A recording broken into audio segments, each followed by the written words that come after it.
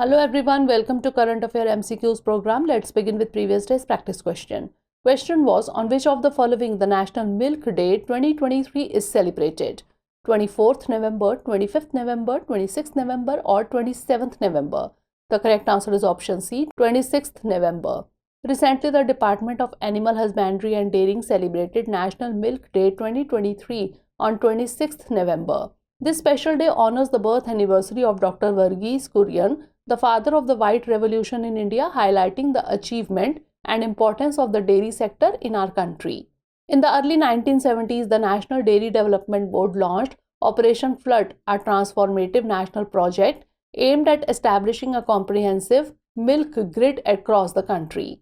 At the helm of the NDDB was Dr. Verghese Kurien, whose leadership injected essential management skills into the cooperative sector. Therefore, option C is the correct answer. Now let's begin today's session. First question is, consider the following statements regarding the Ryathu Bandhu scheme. 1. It was launched by the central government in 2017. 2. It provides the financial assistance of Rs 5,000 per acre per farmer per season. Which of the statements given above is or are correct? 1 only, 2 only, both 1 and 2, or neither 1 nor 2. The correct answer is option B, 2 only. Recently, the Election Commission withdrew the permission given to the Telangana government to disburse financial aid to farmers under the Ryathu Bandhu scheme. The Ryathu Bandhu scheme, also known as the Farmers Investment Support Scheme, is a welfare program for farmers started by the Telangana government in 2018. Hence, statement 1 is not correct.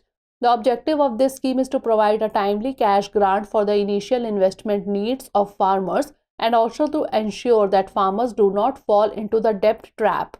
Under the scheme, financial assistance of Rs 5,000 per acre per farmer each season is directly transferred to each farmer's account.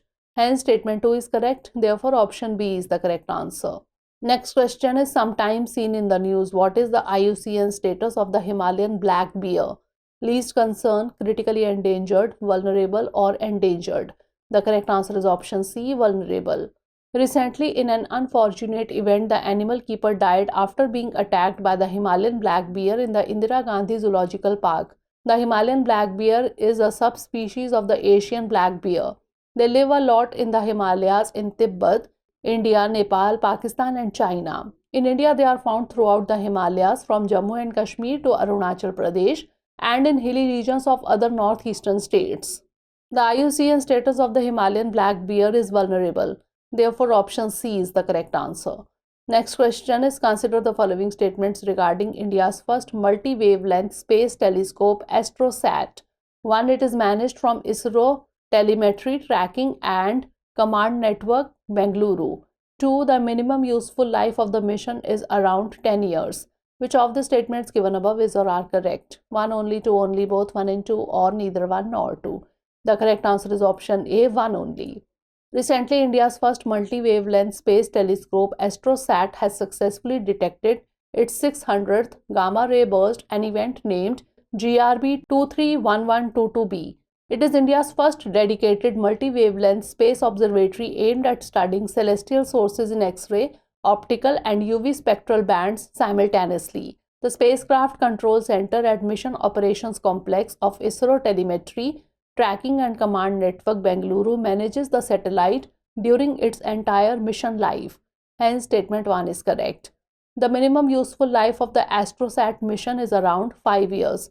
Hence, statement 2 is not correct. Therefore, option A is the correct answer. Next question is, sometimes seen in the news, the Zojila Pass is located in which of the following Indian states or UT? Himachal Pradesh, Uttarakhand, Sikkim or UT of Ladakh? The correct answer is option D, UT of Ladakh. Recently, the Indian Army forged thunderstorms at 11,500 feet near the Zojila Pass to stay battle ready as the harsh winter set in Jammu and Kashmir and Ladakh. Zojila Pass, also known as the Mountain Pass of Blizzards, is a high mountain pass located in the Kargil district of Ladakh. The pass remains closed for almost half of the year due to heavy snowfall. It was the site of the Indo-Pakistan War of 1947-48. Therefore, option D is the correct answer. Next question is, which of the following lies to the north of the Gulf of Aden? Yemen, Somalia, Socotra Islands or Djibouti? The correct answer is option A, Yemen. Recently, a US Navy ship responded to the distress call from a commercial tanker in the Gulf of Aden that had been seized by armed individuals. The Gulf of Aden is an extension of the Indian Ocean tucked between the Arabian Peninsula and the African continent. It is named after the port city of Aden on Yemen's coast. It is bounded to the south by Somalia and the Socotra Islands, part of Yemen, to the north by Yemen, to the east by the Arabian Sea, and to the west by Djibouti. Therefore, option A is the correct answer. Next question is sometimes seen in the news. Kalakkad Mundanthurai Tiger Reserve is located in which of the following? Kerala, Karnataka, Andhra Pradesh, or Tamil Nadu? The correct answer is option D, Tamil Nadu. Recently, researchers have discovered a new plant species in the genus Impatiens, that is Balsaminaceae, in the Kalakkad Mundanthurai Tiger Reserve, Tirunelveli. The species is named Impatiens karupusami after the S. karupusami for his contributions to the taxonomy of South Indian angiosperms. The Kalakkad Mundanthurai Tiger Reserve is located in the southern western Ghats in the Tirunelveli and Kanyakumari districts of Tamil Nadu. It is also known as the River Sanctuary, with as many as 14 rivers originating from this tiger reserve. Therefore, option D is the correct answer. Next question is recently seen in the news. The mythical being Kangla-Sa is related to which of the following? Manipur, Mizoram, Nagaland, or Sikkim? The correct answer is option A, Manipur. Recently, the crest of the Indian Navy's latest homegrown warship INS Imphal was unveiled. The crest has the word Imphal embossed on it in Hindi, and the design shows the Kangla Palace on the left and the Kangla-Sa on the right. Kangla Palace is an important historical and archaeological site in Manipur and was the traditional seat of the past kingdom. The Kangla-Sa, with a dragon's head and a lion's body, is a mythical being from Manipur's history and is symbolic as the guardian of its people. The Kangla-Sa is also the state emblem of Manipur. Therefore, option A is the correct answer. Next question is, consider the following statements regarding the NASA-ISRO synthetic aperture radar, that is NISAR. 1. It is a low Earth observatory. 2. It will map the entire globe in 12 days. Which of the statements given above is or are correct? 1 only, 2 only, both 1 and 2, or neither 1 nor 2? The correct answer is option C, both 1 and 2. Recently, Union Science and Technology Minister informed that the India and the US will launch the joint microwave remote sensing satellite for Earth observation in the coming months. NASA-ISRO SAR, that is NISAR, is a low Earth orbit observatory being jointly developed by NASA and ISRO. Hence, statement 1 is correct. NASA will map the entire globe in 12 days. Hence, statement 2 is correct. It will provide spatially and temporally consistent data for understanding changes in Earth's ecosystems, ice mass, vegetation biomass, sea level rise, groundwater and natural hazards including earthquakes, tsunamis, volcanoes and landslides. Therefore, option C is the correct answer. Next question is, consider the following statements regarding the World Climate Action Summit. 1. It is the high-level segment of the 28th Conference of Parties COP28 to the UNFCCC. 2. It is to be held in Saudi Arabia. Which of the statements given above is or are correct? 1 only, 2 only, both 1 and 2, or neither 1 nor 2? The correct answer is option A, 1 only. Prime Minister of India will be on a 2-day visit to Dubai, UAE from 30th November to attend the World Climate Action Summit.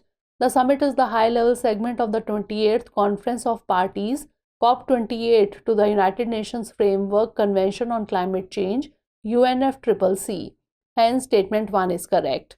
COP28 is being held from 28th November to 12th December under the presidency of the UAE. Hence, statement 2 is not correct.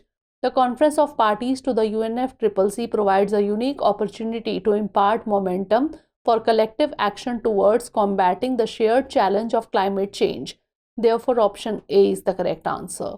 Last question is, recently Net Zero Industry Tracker 2023 report has been published by which of the following? International Renewable Energy Agency, International Atomic Energy Agency, World Economic Forum, or Alliance to Save Energy? The correct answer is option C, World Economic Forum. Recently, the Net Zero Energy Tracker Report 2023 was published by the World Economic Forum. The second edition of the Net Zero Industry Tracker Report provides a detailed analysis of the progress heavy industrial and transport sectors are making worldwide in their efforts to achieve net zero emissions by 2050. The report noted that major producing countries and regions such as India, China, US, and EU, have now committed to net zero targets, making it imperative for business within their jurisdictions to align their operations and strategies with the evolving landscape. The 8 industries analyzed in the report, published in collaboration with Accenture, included steel, cement, aluminium, oil and gas, aviation, shipping, and trucking. Therefore, option C is the correct answer. Now it's time for the practice question. Recently seen in the news, Mahima cult, a religious movement, originated in which of the following state? Odisha, Telangana, Karnataka, or West Bengal? Send the answer of this question in the comment section. Stay tuned for the next episode. Thanks for watching.